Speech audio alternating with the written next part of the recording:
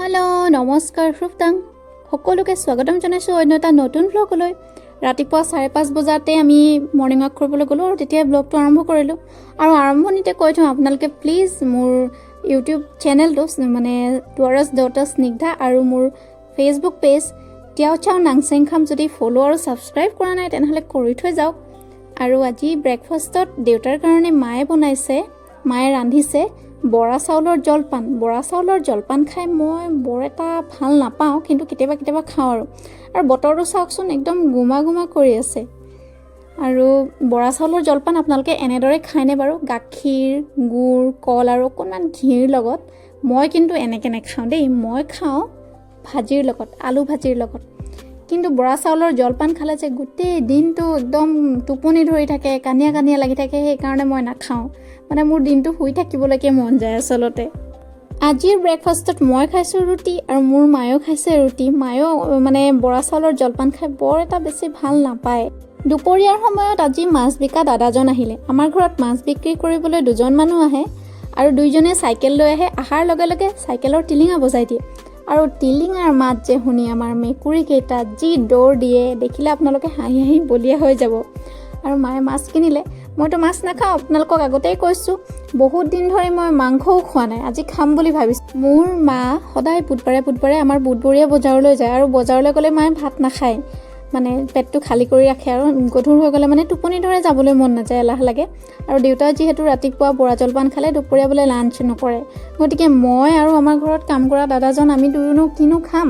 মাক ক'লোঁ যে দাইলতে সকলো পাচলি দি দিবা, মই ধুনীয়াকৈ কণী ভাজিম আৰু কেঁচা বুট আছে তেনেকৈ ভাতটো খাম। আৰু দেখিছেনে মই কণীটো এনেকৈ খাওঁ, হালধি দি একেবাৰে ৰঙাকৈ পোচ কৰোঁ তেলত।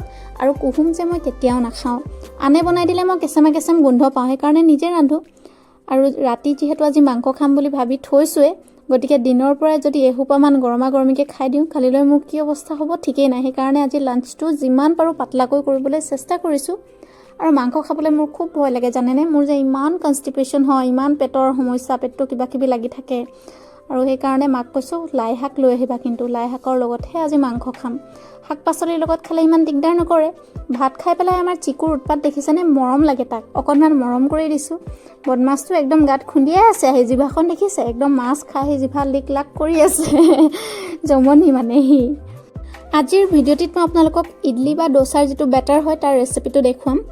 মই দুপৰীয়া প্ৰায় 11মান বজাতে মাটি দাইল অকণমান তিয়াই ৰাখিছিলোঁ। যিহেতু আমাৰ মাটি দাইলখিনিত বাকলি আছিলে, গতিকে মই চাউলৰ লগত মিহলি কৰা নাই।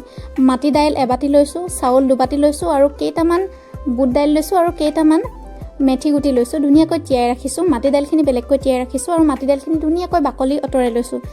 বাকলি থকা মাটি দাইল হ'লে অকণমান দিগদাৰ হয়, বাকলিটোৱে তাৰমানে অকণমান সমস্যাৰ সৃষ্টি কৰে। আৰু এইখিনি মই তিয়াই ৰাখিছোঁ কেইবাঘণ্টাও। আৰু সন্ধিয়া মই 5মান বজাত এইখিনি ধুনীয়াকৈ পেষ্ট বনাই লৈছোঁ। পেষ্ট বনাওঁতে আপোনালোকে সদায় মনত ৰাখিব, মাটি দাইলখিনি পাৰিলে বেলেগকৈ পেষ্ট বনাব, চাউলৰ লগত মিহলি কৰি নিদিব। মানে কি হয় কথাটো, মাটি দাইলখিনি পেষ্ট হ'বলৈ অকণমান পানীৰ প্ৰয়োজন হয় ধুনীয়াকৈ মিহি হ'বলৈ। আৰু চাউলত যদি বেছিকৈ পানী এড কৰা হয় তেনেহ'লে চাউলটো ভালদৰে গুৰি নহয়। ধুনীয়াকৈ চালনীৰে চালি ল'ব লাগে পেষ্টটো, যাতে স্মুথ হয় বেটাৰটো। আৰু তাৰপিছত ধুনীয়াকৈ ৰাখি দিব কিচেনৰ এটা চুকত, যাতে সেইটো চুই নাথাকে, আৰু ওপৰত এটা গধুৰ বস্তু দি দিব। আৰু আমাৰ ডিনাৰটো দেখুৱাই কুকুৰাৰ মাংস খাইছোঁ মই, গাহৰি মাংস নহয় আকৌ দেই। লাই শাক দেখি গাহৰি বুলি নাভাবিব, আমাৰ ঘৰত গাহৰি মাংস কোনেও নাখায়, যদিও আমি আহোম হয়। কুকুৰা মাংস লাই শাকৰ লগত বনাইছোঁ, মানে ৰান্ধিছোঁ। আৰু জহা ভাততে ঘৰৰ লেচেৰা মাহ দি দিছোঁ, অকণমান চাটনি আৰু দাইল, এনেকৈ তৃপ্তিৰে আজি ৰাতিৰ ভাত সাজ খালোঁ। আপোনালোকৰ ঘৰৰ শাক পাচলিবোৰ হৈছেনে বাৰু? আনৰ ঘৰৰ শাক পাচলি হৈছে বা আনৰ ঘৰত যেতিয়া নিজৰ ঘৰৰ পাচলিৰে ভাত খাইছে বুলি কয়, মোৰ একদম বুকুখন শুকে খুন্দা মাৰি ধৰে। আমাৰ যে পাচলিবোৰ হোৱা নাই সেইকাৰণে। এয়া চাওকচোন, মাটি চহাইছে, কিন্তু আমাৰ বৰুণ দেৱতাই বৰষুণে খেতি হ'বলৈকে দিয়া নাই। আৰু থাম্বনেইলত যে দেখুৱাইছোঁ নতুন সদস্য, সেই সদস্যজনৰ বিষয়ে কওঁ আহকচোন। আৰু আমাৰ মানে গৰু এজনী জগিবলৈ হৈ আছিলে, তাই ৰাতি পোৱালি দিলে। সদায় ৰাতি পোৱালি দিয়ে আমাৰ গৰুকেইজনীৰ মানে সেইটো এটা অভ্যাস, মানে দিনত পোৱালিয়ে নিদিয়ে। আমি ৰাতি সাৱধানে কান্দি থাকোঁ, কিন্তু বুধবাৰৰ দিনাখন নিশা জানেনে কেতিয়ানো পোৱালি দিলে আমি গমেই নাপাওঁ। ৰাতিপুৱা দেখিছোঁ সুস্থ সবল খোজকাঢ়ি ফুৰা পোৱালি এটা, মনটো ভাল লাগি গৈছে, মতা পোৱালি হয়। আৰু তাক মই গোলাপ বুলি নাম দিছোঁ। কেতিয়াবা ভিডিঅ'ত দেখুৱাম দিয়ক তাকো। আৰু ৰাতিপুৱা প্ৰায় 8মান বজাত এই বেটাৰখিনি চাওকচোন। আৰু ধুনীয়াকৈ খামিৰ উঠি আছে, হিন্দীত কয় খামিৰ উঠা বুলি। ধুনীয়াকৈ ৰেডি হৈ গ'ল আৰু ইয়াতে আমি অকণমান পানী আৰু সোৱাদ অনুসৰি নিমখ মিলাই পেলাই ইডলি বা ডোচা যিকোনো বনাব পাৰোঁ। মই ডোচা বনাম বুলি ভাবিছিলোঁ যদিও বনোৱা নহ'ল, কাৰণ আমাৰ ঘৰত ডোচা বনোৱাৰ যিখন টাৱা বা টেৱা কি কয় জানো, মানে যিখন ফ্ৰাইং পেন সেইখন নাই। আৰু মই এটা ডোচা বনাবলৈ চেষ্টা কৰিছিলোঁ, আমাৰ ঘৰত যিখন নন ষ্টিক পেন আছে তাত নহ'ল মানে।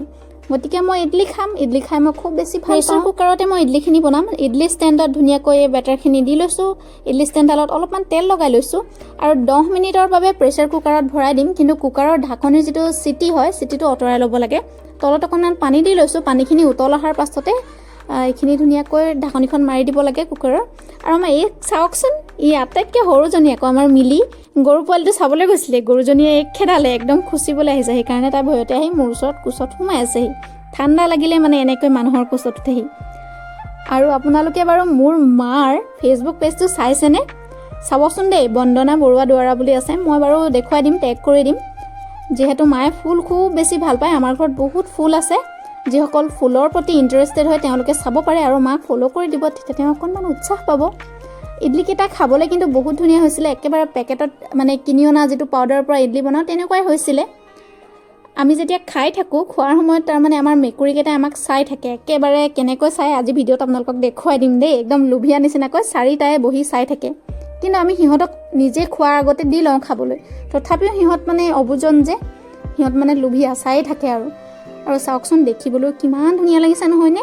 আজি যদি প্ৰথমবাৰৰ বাবে ভিডিঅ' চাইছে তেনেহ'লে ইউটিউব চেনেলটি আৰু ফেচবুক পেজটি ফ'ল' আৰু ছাবস্ক্ৰাইব কৰি থৈ যাব, তেতিয়া নতুন নতুন ভিডিঅ'ৰ নটিফিকেশ্যন পাই থাকিব। ধৈৰ্য ধৰি ইমানখিনিলৈকে ভিডিঅ'টো চাই থকাৰ বাবে বহুত ধন্যবাদ। আৰু যদি ভাল লাগিলে তেনেহ'লে নিজৰ বন্ধুবৰ্গ আৰু পৰিয়ালৰ লগত শ্বেয়াৰ কৰি দিব। Bye bye, take care, love you all.